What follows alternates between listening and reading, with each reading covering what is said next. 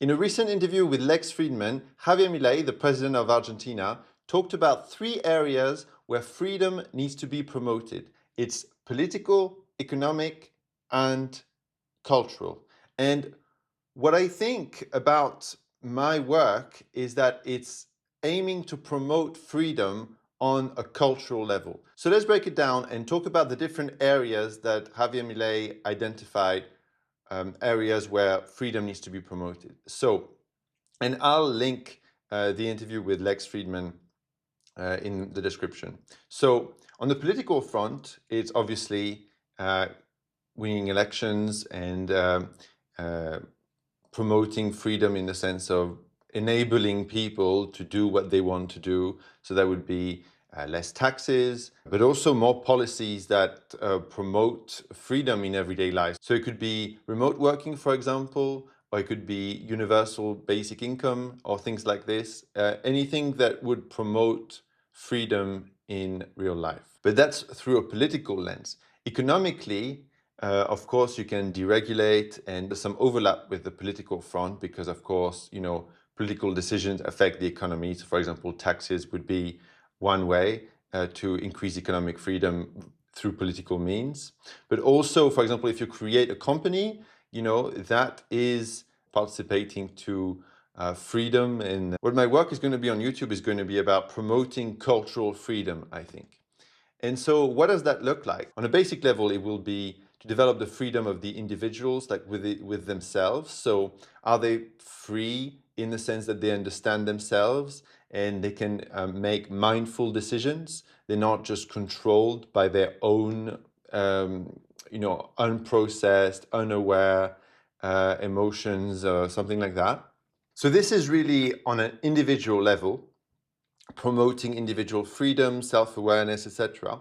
But I will also talk about a more cultural level. So I will also talk about philosophical ideas related to freedom, which is, like any kind of ideology, and, what are the impacts of that ideology with freedom. I will talk about freedom, of course, also on a political science level. So it could be, for example, different ways of voting. And I will also exercise that freedom myself to say things that will hopefully challenge you, make you think.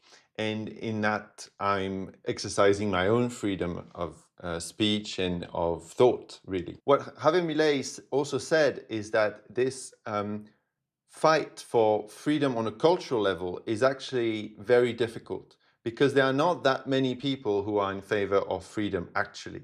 A lot of people, if you think about, for example, Hollywood or places like this, it's a very centralized kind of system. And, they're part of an industry and they shouldn't say things that are wrong because otherwise they're not going to be hired anymore.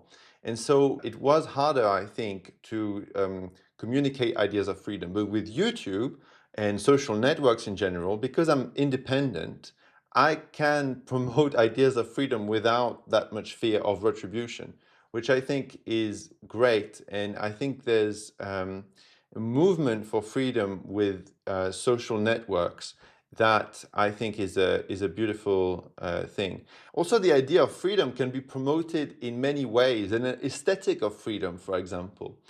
When I was at ESCP Business School, actually, one of the people that advised me was called Philippe Nemo, and Philippe Nemo ran a course about freedom and the aesthetic of freedom. Actually, the aesthetic of freedom is pretty rare today, because when you think about the aesthetic of freedom recently, what can you think of? Well, I can think of one thing is Top Gun 2. Top Gun 2 is about flying, it's about